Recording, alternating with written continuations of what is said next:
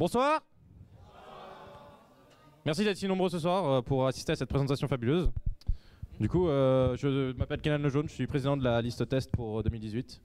Donc cette année, on a décidé de penser à des vacances plus professionnelles que les vacances normales. Donc avec un taux horaire de 35 heures. Test, qu'est-ce que c'est d'abord? C'est une liste qui a été créée en 2005, alors que la plupart des technologies modernes n'existaient pas encore. Notre grand maître à tous, c'est Testeur Originel et donc Laurent Lebrun, alias LLB. Qu'est-ce qu'on fait chez Test de mieux que les autres? Alors déjà, on a plus de vacances, parce qu'on fait pas grand-chose en fait. On a des RTT aussi, parce qu'il faut pas faire trop de vacances non plus quand même, il faut aussi en avoir. Nous avons des balles métalliques. On est quand même globalement mieux que les autres. On est modulable, hein, enfin je veux dire, on n'a pas besoin d'un temps précis et tout, on va un peu n'importe où. Agile bien sûr, hein, c'est important aujourd'hui, en 2018. Après le reste, ça dépend un petit peu de l'année. Cette année on vise le sans domicile fixe parce que c'est quand même intéressant avec la crise du logement, mais bon, l'agrume c'est parce que j'aime bien ça et puis bon, bah, on reste sur nos positions et on les garde toujours. L'année passée, peut-être certains se souviendront que j'étais vice-président et que j'étais aussi là, peut-être dans un autre attirail, à présenter la même liste mais l'année passée. Donc qu'avons-nous fait? Quel est donc le bilan que je peux en tirer de cette année passée? Nous avons construit un mur gigantesque, nous avons construit 2 murs gigantesques, même en fait 4 murs gigantesques, dont 2 sur roulette. C'était formidable. Des cours d'histoire dynamiques, donc pas chiants, hein, précisément.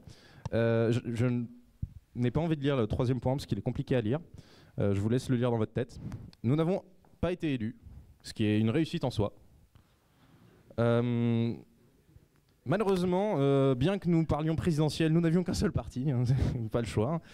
Et on coûte toujours rien, et on fait toujours découvrir la cuisine. Alors, les stats de ce qu'on peut en tirer, bon, je vais pas m'éterniser, hein, je veux dire, ça parle de soi, hein, c'est assez trivial, je pense. Au final, on est arrivé à la conclusion qu'on a failli être élu l'année passée, ce qui est absolument inacceptable. Nous sommes donc venus à remettre en question même l'échec et la réussite, pour découvrir un 3e état, une espèce d'état de méta-échec, l'échec même de l'échec. Certains diront, oh, mais c'est juste... Non, non, non, c'est quelque chose de bien plus profond et bien plus constructif en fait. Et finalement, nous, on veut pas l'échec de l'échec, on veut juste l'échec. Du coup... Slide suivante, s'il te plaît. Merci. Nous avons dû même revenir à la base, c'est-à-dire les booléens, donc l'algèbre des boules.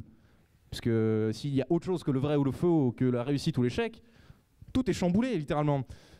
Sur ce schéma, du coup, vous pouvez voir que y a des boules, il y a d'autres boules, mais il y a aussi un point bleu que vous pouvez voir en 10-10, dont l'unité est arbitraire bien sûr, qui représente en fait ce méta-état que nous n'avons toujours pas compris et que nous n'avons pas pu localiser.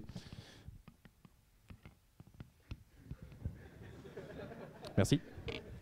Pour des raisons complètement abstraites, personnelles et qui n'ont rien à voir avec l'étude précédente, nous avons donc décidé de nous intéresser à la pêche au canard. Il se trouve que le canard ne se pêche pas, donc 100% des canards tués ne sont pas pêchés, hein, pour des raisons relativement évidentes. Et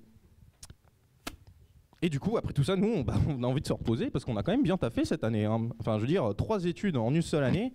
On pense qu'il faut un petit peu changer de métier. Du coup, je vais laisser mon larbin vice-président, je ne sais plus trop son rôle, vous présenter ce qu'on va réellement faire cette année. Ok, donc enfin je connais mon rôle, c'est cool. Donc du coup, au programme de test cette année, ce qu'on vous propose, c'est donc une réunion familio-socio-scolaire avec la nature. Donc c'est-à-dire que Epita, on est une grande famille et il n'y a pas de nature encore, on va en rajouter. Multiplier le budget par quelque chose de mieux que 1. On a celui-là par contre, c'est toujours compliqué. Je crois qu'on doit être dans les puissances très très négatives de 10. Ah, je pense qu'on s'est approché très très près du 1. On est presque à 1, je crois, même en fait. Ouais, je crois qu'on est à 1 en fait. Mais ouais.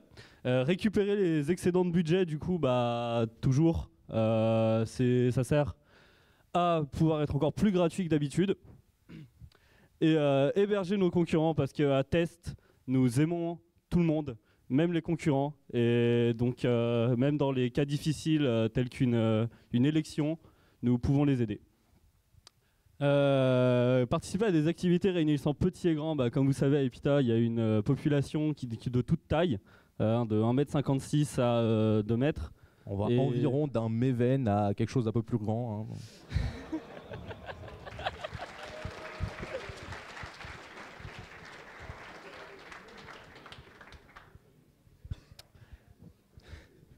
Et proposer une alternative à la table pour dormir. Voilà. Donc du coup, ce qu'on a prévu, c'est des parasols. Hein, c'est quand même bien. Après, c'est un peu compliqué parce que du coup, on n'avait pas conscience de cet amphi. Là, on a un peu de la concurrence. Il y a des nouvelles tables. On n'a pas encore essayé. On ne sait pas si ça vaut quelque chose. Bon. Ça vaut rien. Ah. Bon, bah, il y en a qui ont essayé du coup. Voilà. Faudrait mettre un parasol dessus du coup. Manger comme d'habitude, casser quelque chose, du coup... Ça va probablement arriver. Ça va être compliqué de casser la baraque parce qu'il n'y aura pas de baraque, mais on va essayer. Et échouer comme d'habitude. Voilà. Voilà, donc du coup en gros, mardi on installe le camping test avec au programme pétanque et pêche au canard. Ensuite, le 21, nous avons donc chamallow grillé, sans chamallow, sans grillage, mais avec du pastis du coup. Donc ramenez-vous. Jeudi 22, dodo du coup, parce que un camping, ça sert quand même à dormir. On n'est pas obligé de dormir dans le camping, mais on va quand même dormir. Et vendredi 23, rangement du camping, parce que on est là pas trop légalement et qu'on nous jarte assez vite quand même. Alors je vais me permettre de reprendre la parole pour vous présenter un petit peu comment se passe le camping. Donc là vous avez la cour Pasteur, a priori tout le monde connaît ou à peu près. Bon, les plans sont un peu vieux. Maintenant là on a décidé de partir sur quelque chose d'un petit peu plus fun en fait. Donc pour commencer vous pouvez remarquer que la SM Pasteur sera complètement inondée pour une activité de pêche au canard évidemment. Parce que c'est absolument inacceptable le fait qu'aucun canard ne meure pendant la pêche. On pense qu'il va falloir rééquilibrer les stats. On va prendre l'Amphimaster parce que de toute façon personne l'utilise pour faire de la pétanque. Ouais, il est relativement long et élongé, ça va être sympa, je pense. Alors, ça va peut-être vous paraître un peu bizarre, mais on a décidé pour une question de contrôle de foule de faire une entrée et une sortie différentes. Donc vous êtes obligé de sortir par le sud et rentrer par le nord. J'en suis vraiment navré, mais ça va pas être possible autrement. Alors après, on a mis des tentes un peu partout, hein, parce que bien sûr, il y a quand même pas mal d'étudiants. Hein. Rien que dans la salle, là, il y en a déjà beaucoup trop pour le nombre de tentes qui sont prévues. On a mis des tentes dans les toilettes aussi, au cas où, genre là, qui sont d'ailleurs fermées, mais maintenant elles seront ouvertes. Parce que, bon, des fois, c'est long d'aller aux toilettes. Genre, vous sortez d'un cours parce que vous en avez marre. Bon, une petite sieste, ça arrive si vite. Bien sûr, les équipements standards du camping sont aussi présents. Hein, donc, des douches dans une salle dont personne ne pourra se souvenir du numéro puisqu'il n'est plus affiché. L'accueil du camping, bien sûr, sur une salle que personne n'utilise non plus au passage. On a discuté avec l'association Cristal pour pouvoir avoir un parking de camping-car en fait, dans leurs locaux. Hein, ils ont accepté, je crois. J'espère, parce que bon, je peux comprendre que certaines personnes aient envie de ramener leur bungalow, leur camping-car, tout ça, bon, vous faites comme vous voulez. Parce que l'hygiène, on y tient aussi, et même si c'est chiant de la faire, on a quand même pensé à un coin vaisselle. Bon, moi je fais pas la vaisselle, donc ça m'intéresse pas, mais si vous la faites, y aura probablement un évier ou un truc comme ça, je sais pas trop, enfin des trucs pour faire la vaisselle quoi. On parlait du coin au feu, sans chamallow, sans pas grand chose, mais avec du pastis. Du coup, ça se passera en P10. Bon, ceux qui nous connaissent, nous connaissent, donc savent que c'est de toute façon en P10. Et bien sûr, pour éviter d'avoir de la concurrence déloyale, nous avons décidé de fermer la cafétéria pour remplacer ça par un parking. Parce que de toute façon, ça sert à rien.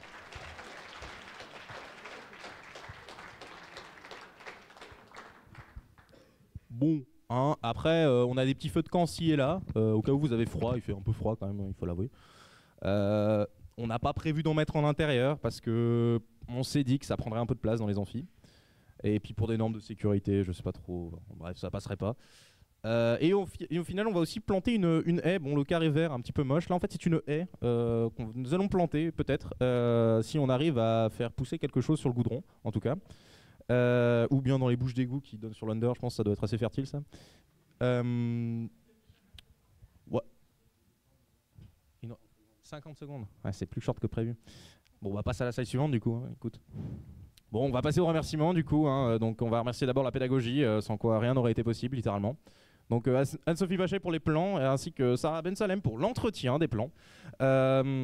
Christian Dujardin, bien sûr, pour les outils, hein, c'est assez pratique. Joël Courtois pour toujours la belle gestion d'équipe et sa gestion de projet sans faute. Epitech pour financer tout ce bordel, parce que bon, ça demande un peu d'argent quand même, vous l'aurez compris. Les autres pour ce qu'ont fait les autres quoi. Bien sûr notre grand maître à tous pour avoir initialement lancé ce mouvement populaire absolument formidable. Nos concurrents, nous les remercions aussi parce que sans eux il n'y aurait pas vraiment d'élection en fait. Et bien sûr toutes les technologies avancées que nous n'avons pas finalement utilisées parce que je n'avais pas PowerPoint. Donc bon, il y a PowerPoint dans la liste, mais c'était un peu compliqué. Et bien sûr nos larbins. Encore. Encore. Quand je disais que j'avais pas PowerPoint.